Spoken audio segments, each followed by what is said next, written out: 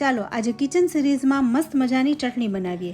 આ ચટણી આજે આપણે પાણીનો ઉપયોગ કર્યા સિવાય બનાવીશું। સાથે એક એવી વસ્તુ ઉમેરીશું ને જેથી ચટણીનો કલર આવો નાવો રહે અને લાંબા સમય સુધી ચટણી તાજી રહે। તો ચાલો આજે આપણે ખૂબ જ ઓછી સામગ્રીથી ફટાફટ મસ્ત મજાની ચટણી બનાવી લઈએ। તો આ ચટણી તમે ભજીયા, ભેળ, સમોસા, વેફર, થેપલા વગેરે સાથે તમે એનો ઉપયોગ કરી શકો છો।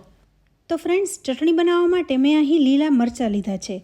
અહીં એકદમ ઘાટા લીલા કલરના મરચાં હોય એવા પસંદ ના કરવા, તો મેં અહીં આછા લીલા અને તીખા મરચાં હોય એવા પસંદ કર્યા છે। હવે આ ચટણીમાં મરચાં છે એ જ બેઝ છે, એટલે અહીં આપણે માત્ર મરચાંનો જ ઉપયોગ કરવાનો છે, કોથમરીનો ઉપયોગ નથી કરવાનો। સાથે એક નાનો ટુકડો આદુનો લેવાનો છે। હવે સાથે અહીં એક નાની વાટકી જેટલા શિંગદાણા લીધા છે। આ શેકેલા નથી, કાચા શિંગદાણા જ છે। સાથે હવે અહીં એક લીંબુ લેવાનું છે। અહીં આપણે ચટણી છે એ થોડી દરદરી બનાવવાની છે, સાવ પેસ્ટ નથી કરવાની। એટલે સૌથી પહેલાં આપણે શિંગદાણાને વાટી લઈશું, કારણ કે ઘણીવાર એવું થાય છે કે મરચાં, શિંગદાણા બધું સાથે વાટીએ તો અડધા આખા ભાગા શિંગદાણા રહે છે। એટલા માટે સૌથી પહેલાં અહીં આપણે શિંગદાણાનો ભૂકો કરી લઈશું। તો આ વાટકીના માપ મુજબ એક વાટકી જેવો શિંગદાણાનો ભૂકો થયો છે।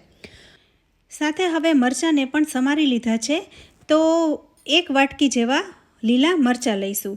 તો જે વાટકીથી શિંગદાણા લીધા છે એ જ એક વાટકી મરચાં લઈશું। સાથે આદુને પણ ઝીણું સમારી લઈશું અને સાથે ઉમેરી દઈશું, એટલે આદુ મરચાં સાથે વટાઈ જાય। હવે સ્વાદ પ્રમાણે મીઠું ઉમેરીશું। તો એક નાની ચમચી જેવું મીઠું ઉમેર્યું છે। હવે મિક્સર જારનું ઢાંકણ બંધ કરી આ બધી વસ્તુને આપણે ઝીણી વાટી લઈશું। તો અહીં તમે જોઈ શકો છો, મરચાં એકદમ સરસ રીતના વટાઈ ગયા છે અને કલર એકદમ લીલો છે। હવે આ મિક્સર જારમાં સાથે આપણે શિંગદાણાને પણ ઉમેરી દઈશું। અહીં ચટણી આપણે એકદમ લિક્વિડ જેવી નથી કરવાની, એટલે પાણી તો આપણે ઉમેરવાનું નથી। પાણીના બદલે આપણે અડધા લીંબુનો રસ નીચવીશું, માત્ર અડધું લીંબુ જ નીચવીશું, કારણ કે હજી આપણે આમાં એક વસ્તુ એવી ઉમેરવાની છે જેનાથી ખટાશ આવી જાય, તો એ છે લીંબુના ફૂલ। તો અહીં મેં એક નાની ચમચી જેવા લીંબુના ફૂલ ઉમેર્યા છે। લીંબુના ફૂલ ઉમેરવાથી ચટણીનો કલર એવો ને એવો રહેશે, સાથે ખટાશ હોવાથી લાંબા સમય સુધી બગડશે નહીં અને એકદમ તાજી રહેશે। હવે આપણે આ મિક્સર જારમાં એક આંટો ફેરવી લઈશું, વધારે પીસવાની જરૂર નથી। તો ફક્ત એક આંટો ફેરવી બધું મિક્સ કરી લીધું છે। તો અહીં તમે જોઈ શકો છો, હજી ચટણીનો કલર લીલો છે, તો થોડો પીળો કલર આવે એ માટે આપણે અડધી નાની ચમચી જેવી હળદર ઉમેરીશું।